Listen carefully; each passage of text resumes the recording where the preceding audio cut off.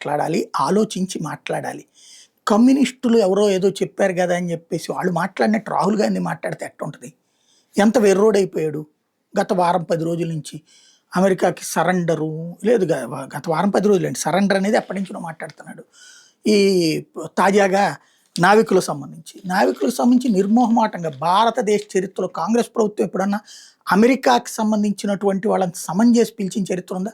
ఇందిరాగాంధీ చెప్పద్దు, తర్వాత ఇలా నాన్న రాజీవ్ గాంధీ కానీ, ఈయన ప్రధానమంత్రిగా సూడో ప్రధానమంత్రిగా ఉన్నటువంటి మన్మోహన్ సర్కార్కి కానీ ఆ ధైర్యం ఉందా?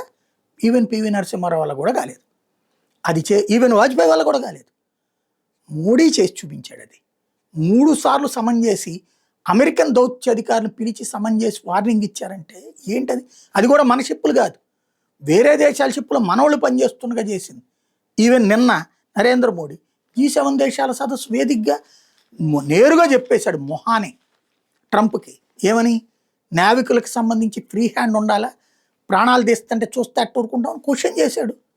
దెన్ ట్రంప్ ఏమన్నాడు? ఇక ఏం చేయాలో అర్థం కాలేదు. మోడీని పరోక్షంగా కాదు ప్రత్యక్షంగా ప్రశంసించాడు.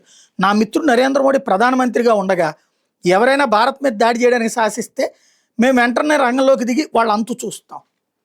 అంటే రేపు పొద్దున్న రాహుల్ గాంధీ వస్తే సహకరించడం అనమాట అమెరికా అధ్యక్షుడు. మోడీ ఉంటేనే సహకరిస్తాడనమాట. ఇలాగ ఒప్పుకుంటాం మనం?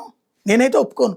కానీ అట్లాంటి స్టేజీ అంటే ఇప్పుడు రాహుల్ గాంధీ పరువు పోయినట్ట, పరువు ఉన్నట్ట. ఇకపోతే మోడీ పదవిలో ఉండగా భారత్ వైపు కన్నెత్తి చూడొద్దని ముష్కర్కి హెచ్చరించాడు. ఎవడా ముష్కర్లు? పాకిస్తానోడు, వీళ్ళు మళ్ళీ ఇతని మిత్రులే.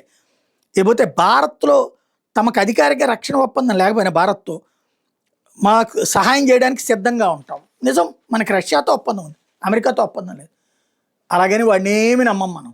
కానీ ఎంతగా ఇప్పుడు అమెరికాలో ట్రంప్ సరెండర్ టు మోడీ అని ఎవడన్నా అంటాడా? అండవు. మన దేశంలో మాత్రం అంటాం.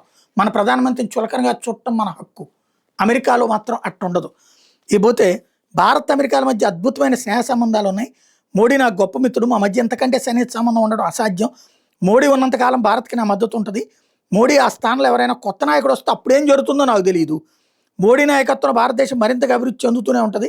ఆయన నాయకుడు ఉన్నంతకాలం భారత్ అద్భుతంగా రాణిస్తుందని చెప్పుకొచ్చాడు. ఇంకొక కీలకమైన పదం కూడా వాడాడు, కఠినమైనటువంటి బేరగాడు. మోడీ ఈవెన్ ట్రేడ్ డీల్స్ విషయంలో కూడా ఎంత కఠినంగా ఉండాలో అంతే కఠినంగా ఉన్నాడు. భారత ప్రయోజనాల కోసమే తప్పిస్తాడు. ఈ విషయాన్ని తేల్చి చెప్పాడు.